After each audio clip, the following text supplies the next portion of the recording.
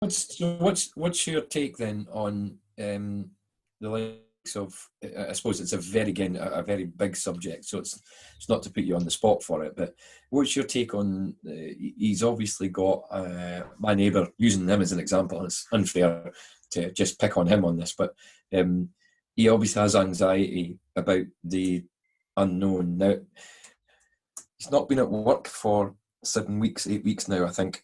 The part of the furlough. Again, it'll be good to look back on the history and go, oh yeah, that's what happened.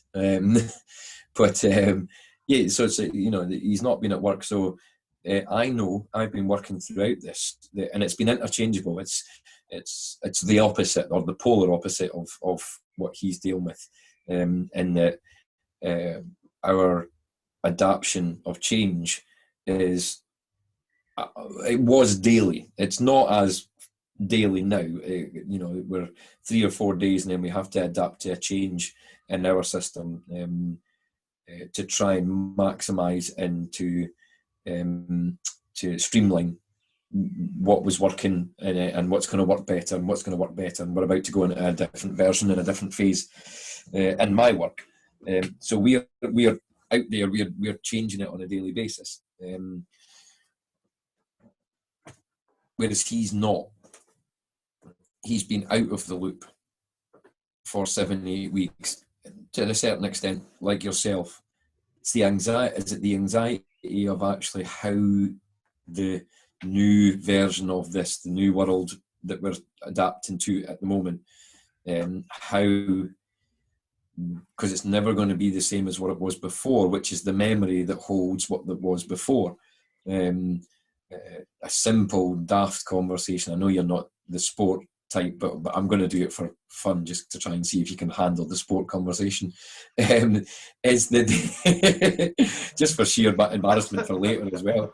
But they are talking about if they're going to bring back football, which is obviously a multi-million-pound industry, that they're going to have to possibly wear masks as they're playing. Possibly they will not be tackling in football, to avoid the close contact and whatnot. And there's all these ideas going around, and most lovers of football are saying, well, that's it, I'm not going to watch that because, and it's that moment, because it's not the same.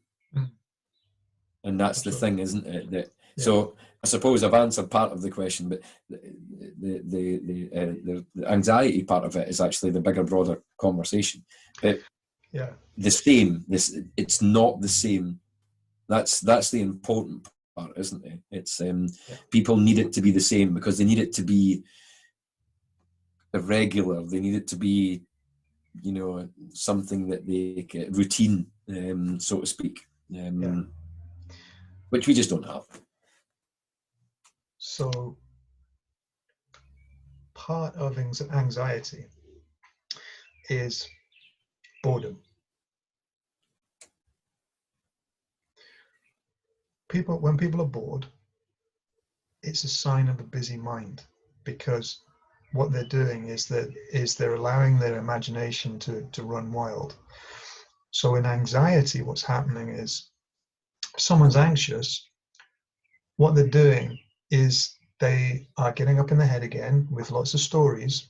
And here's the key though. What happens is their ego likes to have the ego likes to have an answer. And if it doesn't have an answer, it creates one. And that's what anxiety is. Anxiety is simply the ego asking and looking for an answer, not getting one, so it creates one. And the answer it creates is not the truth, is not reality. So what happens then is it adds arms and legs, and again, like the best movies, like all the Spielberg movies and the Star Wars movies, suddenly the imagination just runs wild with, well, again, what if, and this must be true, this must be happening because I've heard it or I've seen it, or the fact that there is no other option. I'm stuck in my house with no ability to go anywhere, for example. Or if I do go out, I don't see many people. Okay, so how does that make me feel? And so what they're doing is they're using the past experience, bringing it along with them, Okay, again, memory is simply a thought carried through time. Okay, Yeah. and then trying to add that to the current situation, which, as you said, is completely different to what's ever happened in the past. And the ego is going, this doesn't make sense. I don't have an answer. I know, I'll make one. And it creates the best script and the best film. And that's all that's happening. Yeah.